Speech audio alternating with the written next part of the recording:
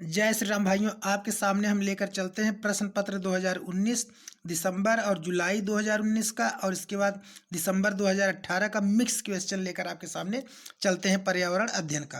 तो चलते हैं आज के प्रश्न नंबर 61 की तरफ। तो प्रश्न आपका 61 क्या है दोस्तों? कह रहा है कि भारत में बिहार के सापेक्ष जम्मू कश्मीर और गोवा की स्थिति क्या है दोस्तों? तो देखिए, बिहार के सापेक्ष आपका जम्मू कश्मीर और गोवा की स्थिति कह रहा है पूर्व और पश्चिम है, पश्चिम और पूर्व है, कि उत्तर पश्चिम और दक्षिण पश्चिम है। इसके बाद ऑप्शन कह रहा है दक्षिण पश्चिम और उत्तर पूर्व है। तो देखिए, बिहार के सापेक्ष जम्मू कश्मीर और गोवा कह रहा है। ठीक है दोस्तों, नाम क्या कर रहा है? जम्मू कश्मीर। बिहार से जम्मू कश्मीर आपका किधर है दोस्तों? पश्चिम में है। किधर है? पश्चिम में है। ठीक है, तो आपका पश्चिम की बात करेंगे तो आपका और किधर पड़ेगा? उत्तर में। तो आपका पहला यही हो जाएगा। फिर कह रहा है गोवा। गोवा आपका समुद्र तल में भागता है दक्षिण की दिशा में। तो ऑप्शन आपका सबसे सटीक जो बनेगा वो क्या हो जाएगा दोस्तों? तीसरा बन जाएगा, उत्तर पश्चिम और दक्षिण पश्चिम बन जाएगा। चलते हैं प्रश्न नंबर आपके 62 की तरफ। 62 कह रहा है वाष्पीकरण की प्रक्रिया निम्नलिखित में से किस स्थिति में सबसे धीमी होती है? वाष्पीकरण की प्रक्रिया क्या होती है? निम्न में से सबसे धीमी किस में होती है? कह रहा है सतह क्षेत्र और तापमान दोनों पे वृद्धि पर। तापमान में वृद्धि होगा तो वाष्पीकरण तेज होगा। सतह क्षेत्र बढ़ता है लेकिन तापमान घटता है। अगर सतह का मान भी हम बढ़ा देंगे, मतलब कोई चीज़, जो एक गिलास हम पानी ले ले या एक थाली पानी ले ले, थाली का पानी ज़्यादा वाष्पीकरण होगा, ग्लास का कम होगा। जैसे ही क्षेत्रफल बढ़ेगा आपका वाष्पीकरण तेज होगा। सतह क्षेत्र घटता है लेकिन तापमान घटता है, बढ़ता है। अगर हम एक गिलास पानी की जगह एक हम क्या करें और उससे सगरे गिलास में ले लें, लेकिन हम उसको ज़्यादा उष्मा देंगे तब भी वाष्पीकरण तेज होगा।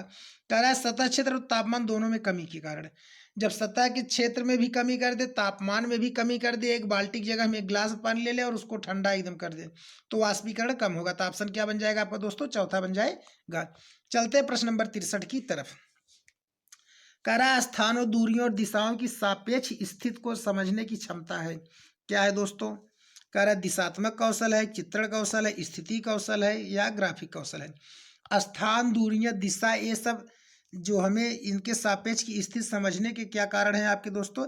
चित्रात्मक कौशल कहलाएगा। क्या कहलाएगा दोस्तों? चित्रात्मक कौशल कहलाएगा। चलते हैं प्रश्न नंबर हम आपके 64 की तरफ। कह रहा है किस राष्ट्रीय पाठचर्या फ्रेमवर्क एनसीएफ ने प्राथमिक स्तर पर एकीकृत पाठचर्या क्षेत्र के रूप में पढ़ाए जाने के लिए पर्यावरण अध्ययन की सिफारिश की? वह कौन सा आपका राष्ट्रीय पाठचर्या था?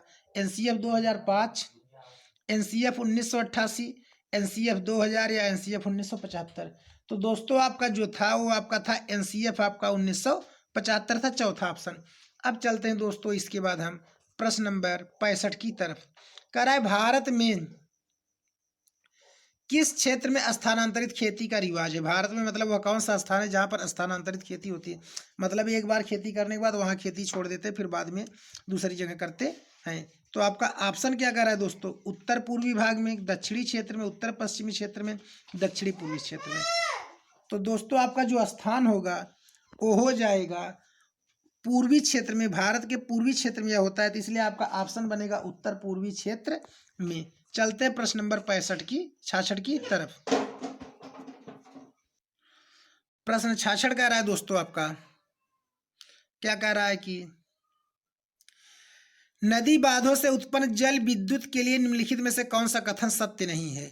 तो 66 में आपको बताना है कि कौन सा कथन सत्य नहीं। बांध टिकाऊ विकास को प्रोत्साहित करते हैं, यह पानी या हवा को प्रदूषित नहीं करता, सही है। विद्युत बनाने में क्या होता है? पानी और हवा को प्रदूषित नहीं करता। जल विद्युत सुविधाओं से बड़े पर्यावरणीय प्रभाव हो सकते हैं, सही है। आपका उससे हमें कोई पर्यावरण पर नुकसान नहीं होगा, ये आपका प्लस है। फिर कह रहा है बांध स्वदेशी लोगों को अपनी नदी की जीवन रेखाओं से अलग करते हैं। जब बांध बनेगा तो बाढ़ आने की संभावनाएं कम होंगी, नदी का पानी एकत्रित रहेगा दोस्तों, जीवन रेखाएं क्या होंगी? अलग रहेंगी। ठीक है, तो पहला आपका ऑप्शन इसमें हो जाएगा, बांध टिकाऊ विकास को प्रोत्साहित करते हैं। ठीक है, आपका यही ऑप्शन छोड़ करके बाकी सभी आपके क्या है? सत्य हैं। चलते हैं प्रश्न नंबर हम 67 की तरफ। कह रहा है निम्नलिखित में से कौन सी गैसें ग्रीन हाउस गैसें हैं? कार्बन डाइऑक्साइड है, मीथेन है, जलवाष्प है, उपयुक्त सभी है। तो कह रहा है 67 में आपके कौन से ग्रीन हाउस गैसें हैं? कार्बन डाइऑक्साइड भी है, मीथेन भी है, जलवाष्प भी है। तो आपका तीनों ऑप्शन है इसमें दोस्तों। तो आपका क्या हो जाएगा, चौथा ऑप्शन बन जाएगा उपर्युक्त सभी। चलते हैं प्रश्न नंबर 68 की तरफ। कह रहा है कि भारत में ठंडे रेगिस्तान मानसून से प्रभावित क्यों नहीं होते। तो ऑप्शन कह रहा है ठंडे रेगिस्तान मानसून से प्रभावित क्यों नहीं होते दोस्तों। तो आपको ठंडे रेगिस्तान में गर्मियां और बेहद ठंडी सर्दियां होती हैं। ठीक है, कह रहा है कि ठंडे रेगिस्तान में गर्मियां गर्म होती हैं, सर्दियां बेहद ठंडी होती है, इसलिए मानसून प्रभावित नहीं होता। कि अगला कह रहा है ठंडे रेगिस्तान हिमालय की विशिष्ट छाया में होते हैं। इसके बाद कह रहा है कि ठंडे रेगिस्तान में हवा बहुत पतली कम होती है, ठंडे रेगिस्तान बहुत ऊंचाई पर होते हैं। तो दोस्तों जो ठंडा रेगिस्तान का मानसून प्रभावित इसलिए नहीं कर पाता है दोस्तों, क्योंकि वह हिमालय की विशिष्ट छाया में होती है। चलते प्रश्न नंबर हम 79 की तरफ। कह रहा है ताजमहल के पीले होने के लिए निम्नलिखित में से कौन सा जिम्मेदार है। नाइट्रोजन डाइऑक्साइड है, सल्फर डाइऑक्साइड है, सल्फर है या क्लोरीन है। तो दोस्तों ताजमहल का जो संगमरमर है पत्थर वो पीला होने के कारण आपका सिर्फ एक ही है दोस्तों, क्या है, सल्फर डाइऑक्साइड है। चलते हैं आपका दोस्तों 70 कह रहा गोलकुंडा किला किसने बनवाया था। गोलकुंडा किला आपका किसने बनवाया था। चोल राजवंश ने बनवाया था, चालुक्य राजवंश ने बनवाया था, काकतीय राजवंश ने बनवाया था, पल्लव राजवंश ने बनवाया था। किसने बनवाया था दोस्तों। तो आपका ऑप्शन बन जाएगा, बताइए आप सब कौन सा होगा। आपका काकतीय राजवंश हो जाएगा, तीसरा हो जाएगा काकतीय राजवंश हो जाएगा। अब चलते हैं दोस्तों प्रश्न नंबर 71 की तरफ। कह रहा है एनसीएफ 2005 के अनुसार निम्नलिखित में से क्या प्राथमिक स्तर पर पर्यावरण अध्ययन शिक्षण का उद्देश्य नहीं है। तो ऑप्शन कह रहा है कि आपका 71 में विशेष प्राकृतिक पर्यावरण के प्रति बच्चे की जिज्ञासा सृजनात्मक को बढ़ावा देना। तो कह रहा है अच्छी बात है, बढ़ावा देना चाहिए, सृजनात्मक कौशल भी करना चाहिए, कि आपका ऑप्शन होगा। अवलोकन, वर्गीकरण और निष्कर्ष निकालने आदि प्रक्रियाओं के माध्यम से बुनियादी संज्ञानात्मक और गत्यात्मक कौशल प्राप्त करने के लिए खोजबीन से जुड़ी और हाथों से करने वाले कार्यों के लिए बच्चों को संलग्न करना। बच्चों को जब आप अवलोकन करने, देखना, वर्गीकरण करना आदि चीज़ों के बारे में उनको खुद से उस पर लगाएंगे तो बच्चों के लिए प्लस पॉइंट होगा, इसलिए ये भी ऑप्शन होगा। प्राकृतिक, सांस्कृतिक व सामाजिक पर्यावरण के बीच संबंधों को पहचानने और समझने के में बच्चों को प्रशिक्षित करना। तो यह भी आपका दोस्तों ऑप्शन हो जाएगा। कह रहा है पर्यावरण समझ के द्वारा बच्चों में सटीक संख्यात्मक कौशल का विकास करना। तो कह रहा है कि डायरेक्ट पर्यावरण से उनका कौशल का विकास कर दीजिए भाई, और किसी से नहीं, पर्यावरण से। यही ऑप्शन आपका छोड़ करके दोस्तों सभी हो जाएंगे। चलते हैं प्रश्न नंबर हम 72 की तरफ। कह रहा है पर्यावरण अध्ययन कक्षाओं 3 और 5 के लिए विषय क्षेत्र है जो संकलित है, किसमें है दोस्तों। आपका 72 प्रश्न कह रहा है, ऑप्शन कह रहा है विज्ञान की अवधारणाओं और मुद्दों को, या फिर कह रहा है कि पर्यावरण शिक्षा, सामाजिक अध्ययन और विज्ञान की अवधारणाओं और मुद्दों को। तो देखिए 3 से 5 के बीच में बच्चों के बारे में कह रहा है दोस्तों, या फिर कह रहा है विज्ञान और सामाजिक विज्ञान की अवधारणा और मुद्दों को, पर्यावरणीय शिक्षा और विज्ञान की अवधारणाओं और मुद्दों को दोस्तों। तो आपका 72 का क्या हो जाएगा दोस्तों, पर्यावरण हो, सामाजिक अध्ययन भी हो, विज्ञान की अवधारणा और मुद्दा भी हो दोस्तों, तीनों चीज संलग्न हो। तो आपका ऑप्शन क्या बन जाएगा, दूसरा बन जाएगा। चलते हैं प्रश्न नंबर 73 की तरफ। निम्नलिखित में से क्या पर्यावरण अध्ययन के संदर्भ में सही है। 73 में बताना है पर्यावरण अध्ययन के संदर्भ में क्या सही है दोस्तों। पर्यावरण अध्ययन एक विषय है जो कक्षा 1 से कक्षा 5 तक पढ़ाया जाता है। यह कह रहा है कि कक्षा 1 से कक्षा 2 की कक्षाओं के लिए भाषा और गणित के माध्यम से पर्यावरण अध्ययन पढ़ाया जाता है। फिर कह रहा है कक्षा 2, 3 और 5 की कक्षाओं के लिए पर्यावरण से जुड़े मुद्दों को भाषा और गणित के माध्यम से पढ़ाया जाता है। 1 से 2 तक की कक्षाओं के लिए पर्यावरण अध्ययन से जुड़े मुद्दे विज्ञान और सामाजिक विज्ञान के द्वारा पढ़ाए जाते हैं। तो दोस्तों आपका जो ऑप्शन बनेगा 73 में आपका क्या हो जाएगा दोस्तों, दूसरा हो जाएगा। क्या हो जाएगा, 1 से कक्षा 2 तक के लिए भाषा और गणित के माध्यम से पर्यावरण अध्ययन पढ़ाया जाता है दोस्तों। ओके, चलते हैं प्रश्न नंबर आपके हम 74 की तरफ। प्रश्न 74 क्या कर रहा है दोस्तों, बच्चों को पर्यावरण अध्ययन को सीखने के लिए खोजने के द्वारा पर्याप्त समय दिया जाता है या इंगित करता है। किसको करता है दोस्तों, 74 में कह रहा है पर्यावरण अध्ययन याद करके सीखा जाता है, इसको इंगित करता है। कि पर्यावरण अध्ययन सूचनाओं द्वारा सीखा जाता है, इसको इंगित करता है। पर्यावरण अध्ययन बाल केंद्रित है या पर्यावरण अध्ययन शिक्षक केंद्रित है। देखिए पर्यावरण अध्ययन से बच्चों को सिखाना है तो पर्यावरण अध्ययन किस पर केंद्रित होना चाहिए, बाल केंद्रित होना चाहिए, इसलिए आपका क्वेश्चन क्या हो जाएगा, तीसरा हो जाएगा। चलते हैं दोस्तों प्रश्न नंबर 75 की तरफ। निम्नलिखित में से कौन सा पर्यावरण अध्ययन पाठ पाठ्यक्रम के सुझावित प्रकरणों का उपकरण है। इसमें कौन है उपकरण, मतलब पर्यावरण अध्ययन से जो 6 उपकरण आपके हैं, प्रकरण हैं, उसमें से आपका यह कौन सा है? तो कह रहा है परिवार और मित्र है, भोजन है, जानवर हैं, या फिर हम चीज़ें कैसे बनाते हैं। दोस्तों आपको इसका क्या हो जाएगा दोस्तों, आपको बताना है कि हम चीज़ें कैसे बनाते हैं, वह है कि फिर आपका परिवार है, ठीक है, तो जानवर है, हम चीज़ें कैसे बनाते हैं। तो उप प्रकरण की बात कर रहा है दोस्तों, ध्यान दीजिएगा, प्रकरण नहीं सॉरी उप प्रकरण की बात कर रहा है। तो उप प्रकरण में आपका परिवार और मित्र भी आएगा, भोजन भी आएंगे, हम चीज़ें कैसे बनाते हैं यह भी आएगा, जानवर जो आएगा वो आपका किस में आएगा दोस्तों, उप प्रकरण में आएगा। तो आपका तीसरा ऑप्शन हो जाएगा। चलते हैं अगले प्रश्न की तरफ। 76 आपका कह रहा है दोस्तों, निम्न में से क्या पर्यावरण अध्ययन के शिक्षक के लिए एक वांछनीय गतिविधि है। पर्यावरण शिक्षक के लिए एक वांछनीय गतिविधि क्या है? विभिन्न कक्षाओं के बहुत सांस्कृतिक क्षेत्रों को संबोधित करना है। मतलब कह रहा है कि सभी कक्षाओं को अलग अलग बहुत से सांस्कृतिक कार्यक्रमों चीज़ों को बताना। पर्यावरण अध्ययन की अवधारणाओं से संबंधित महत्वपूर्ण सूचनाओं को बच्चों को देने के लिए प्रेरित करना। कह रहा है केवल महत्वपूर्ण सूचना उसी के बारे में, और बाकी कोई जरूरी नहीं, यह आपका नहीं होगा। फिर कह रहा है कि पर्यावरण अध्ययन के 6 प्रकरणों को केवल बताना, यह भी आपका नहीं है। केवल पाठ्य पुस्तकों पर केवल वर्ण हटा दीजिए। तो आपका ऑप्शन इसमें दोस्तों पहला बन जाएगा, विभिन्न कक्षाओं को बहु सांस्कृतिक क्षेत्रों को संबोधित करना। चलते हैं प्रश्न नंबर 77 की तरफ। कह रहा है निम्नलिखित में से क्या पर्यावरण अध्ययन में बच्चों के द्वारा ज्ञान की रचना में महत्वपूर्ण है। कह रहा है बच्चों का सक्रिय भाग लेना, प्लस पॉइंट है दोस्तों। बच्चों के समुदाय के सदस्य, यह भी आपका सही है दोस्तों। पर्यावरण अध्ययन की पाठ्य पुस्तकें बच्चों के लिए, यह भी सही है दोस्तों। कह रहा है पर्यावरण अध्ययन की पाठ्य पुस्तक में दी गई व्याख्या और परिभाषा। तो बच्चा देखिए दोस्तों छोटा है, तो उसे पाठ्य पुस्तक की व्याख्या और परिभाषा से कोई मतलब नहीं है। तो आपका ए बी सी ऑप्शन होगा। तो कौन सा है दोस्तों, आपका पहला ही है, तो आपका पहला ही हो जाएगा। चलते हैं प्रश्न नंबर 78 की तरफ। बच्चों को पर्यावरण अध्ययन सीखने में प्रभावशाली तरीके से जोड़ा जा सकता है।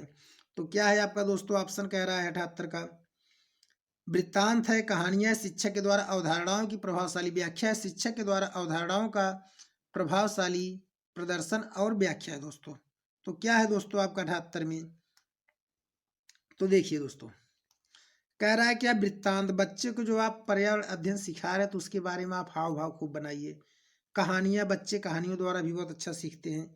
शिक्षक के द्वारा पर्यावरण अवधारणाओं की प्रभावशाली व्याख्या, शिक्षक प्रभावशाली व्याख्या से नहीं मतलब है दोस्तों, बच्चों को समझ में आने से मतलब। शिक्षक ला के बहुत अच्छा इंप्रेशन बनाए, क्या मतलब है दोस्तों, जब बच्चों को ही नहीं समझ में आएगा। कह रहा है शिक्षक द्वारा अवधारणाओं का प्रभावशाली प्रदर्शन और व्याख्या।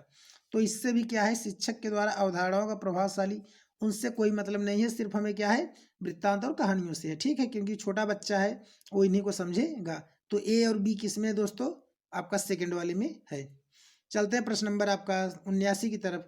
पर्यावरण अध्ययन के शिक्षक के द्वारा बच्चों को जानवरों का अवलोकन और उनका चित्र बनाने को प्रेरित करने का उद्देश्य है। क्या है दोस्तों, ऑप्शन कह रहा है बच्चों में सृजनात्मक का विकास करना, यह भी है आपका सही है।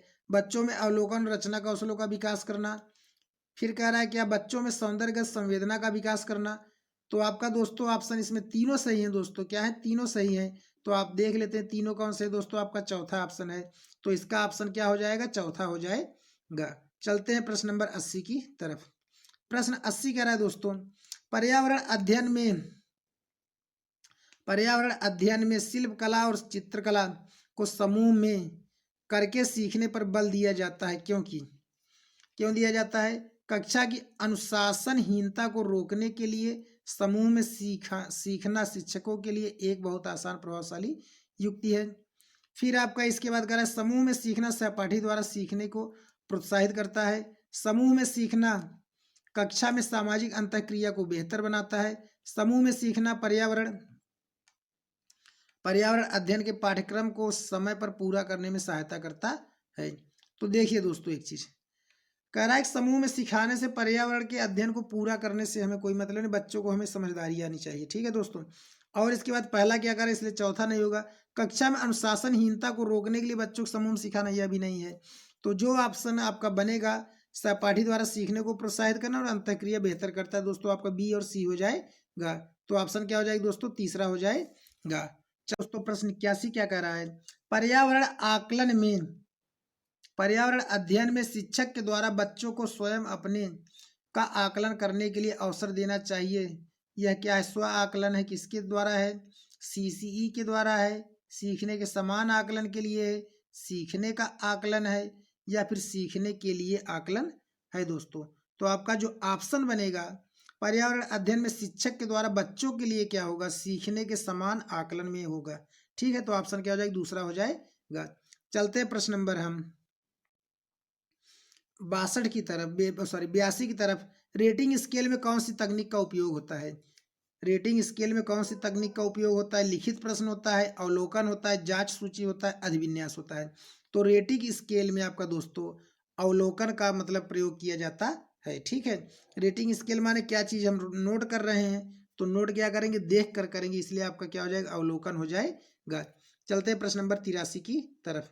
करण लिखित में से कौन पर्यावरण अध्ययन का उद्देश्य नहीं है, पर्यावरण अध्ययन का उद्देश्य कौन नहीं है दोस्तों। तो क्या रहा है आपका, बच्चों की जिज्ञासा और सृजनात्मक का विकास और पोषण पोषण करना। कह रहा है परिवेशी मुद्दों पर जागरूकता का विकास करना, बच्चे को स्वयं अपने हाथ से कार्य करने और खोजने की प्रक्रिया से जोड़ना, बच्चों को पाठ्यपुस्तक की परिभाषाएं प्रदान करने के लिए प्रोत्साहित करना। तो कह रहा है पर्यावरण का उद्देश्य नहीं है, क्या नहीं है दोस्तों, केवल बच्चों को पाठ्यपुस्तक ही के पाठ्यपुस्तक के लिए उसके परिभाषाएं प्रदान की जाए, उसके लिए केवल परिभाषा पर ही जोर दिया जाए। तो आपका यह दोस्तों नहीं होगा ऑप्शन, बाकी और सभी होंगे, तो चौथा ऑप्शन आपका कट जाएगा। चलते हैं प्रश्न नंबर 84 की तरफ।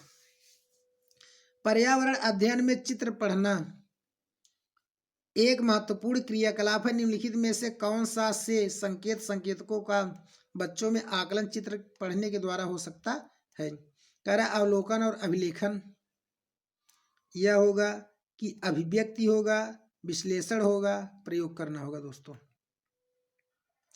देखिए बच्चे छोटे हैं, अवलोकन माने देखेंगे, अभिलेखन माने कुछ लिखेंगे भी, अभिव्यक्ति अपने बारे में कुछ विचार विमर्श भी करेंगे दोस्तों, विश्लेषण तो मतलब वो कहेंगे कि हाँ सर जी इनका अच्छा है, इनका खराब है, वो कुछ बताएंगे भी। प्रयोग करना, बच्चे छोटे हैं, प्रयोग नहीं कर पाएंगे दोस्तों। तो आपका क्या है, ए बी सी ऑप्शन हो जाए, क्या हो जाए, ए बी सी। तो देखते हैं किसमें है दोस्तों, आपका दूसरे वाले ऑप्शन में है, तो आपका दूसरा हो जाएगा, ए बी सी हो जाएगा। चलते हैं दोस्तों हम प्रश्न नंबर 85 की तरफ। प्रश्न 85 क्या कह रहा है दोस्तों आपका, कि किसी पर्वतीय क्षेत्र में प्रेषण करने पर यह पाया गया कि लोगों ने अपने घर पत्थर, मिट्टी, लकड़ी और चूने से बनाए हैं। यह घर 2 मंजिले हैं, नीचे की मंजिल पर जानवरों को रखते हैं तथा जरूरत की सामान भी इकट्ठा करते हैं। वह स्वयं पहली मंजिल पर रहते हैं, जबकि सभी घरों की छतें समतल तथा इन्हें पेड़ों के मोटे मोटे तनों से बनाए गए। यह पर्वतीय क्षेत्र नीचे दिए गए किस भाग का है। तो दोस्तों चलते हैं किसका है, यह आपका 85 का प्रश्न आपका कह रहा है कि अरुणाचल प्रदेश का है, मेघालय का है, हिमाचल प्रदेश का है, जम्मू और कश्मीर का है दोस्तों। तो जम्मू कश्मीर में बर्फ बहुत पड़ती है दोस्तों, जब वो ऊंचे ऊंचे भवन बनाए जाते हैं, 2 मंजिले भवन बनाए जाते हैं, नीचे सामान रखना, जानवरों को बांधना और उसके में रहने का प्रयोग किया जाता है। तो चौथा ऑप्शन हो जाएगा। चलते हैं प्रश्न नंबर 86 की तरफ। 86 कह रहा है झूम खेती में अपनाई जाने वाली पद्धति के विषय में निम्नलिखित में से कथनों विचार कीजिए। झूम खेती का मतलब होता है दोस्तों, सिंपल सी बात है कि एक फसल को काट करके कुछ समय के लिए क्या करते हैं, कुछ सालों के लिए खेत को हम छोड़ देते हैं परती ऐसे।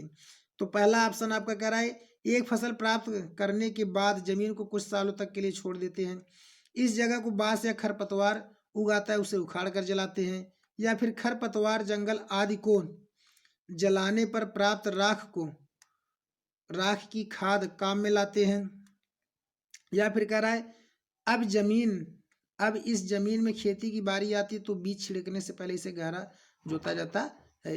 तो झूम खेती का मतलब सिर्फ एक ही है दोस्तों, कि जमीन पर हम एक बार फसल काटने के बाद उसे कुछ सालों के लिए छोड़ देते हैं। केवल आपका पहला ही ऑप्शन हो जाएगा, केवल ए हो जाएगा दोस्तों, क्या हो जाए, केवल ए हो जाएगा। चलते हैं दोस्तों प्रश्न नंबर आपका हम 87 की तरफ। 87 आपका क्या कर रहा है दोस्तों, नारियल डली हुई किसी भी करी के साथ उबला हुआ टैपियोका निम्नलिखित में से किस क्षेत्र का प्रिय भोजन है। तो नारियल की डली हुई कढ़ी है दोस्तों, तो नारियल की कढ़ी है, और नारियल मतलब कि वहाँ पे नारियल में मतलब क्या करते हैं, खाना को बनाते हैं, करी को बनाते हैं। और उबला हुआ टैपियोका निम्नलिखित में से किस क्षेत्र का प्रिय भोजन है दोस्तों? तो आपका क्या हो जाएगा 87 में? कह रहा है कि केरल का है, पश्चिम बंगाल का है, बिहार है, तमिलनाडु है।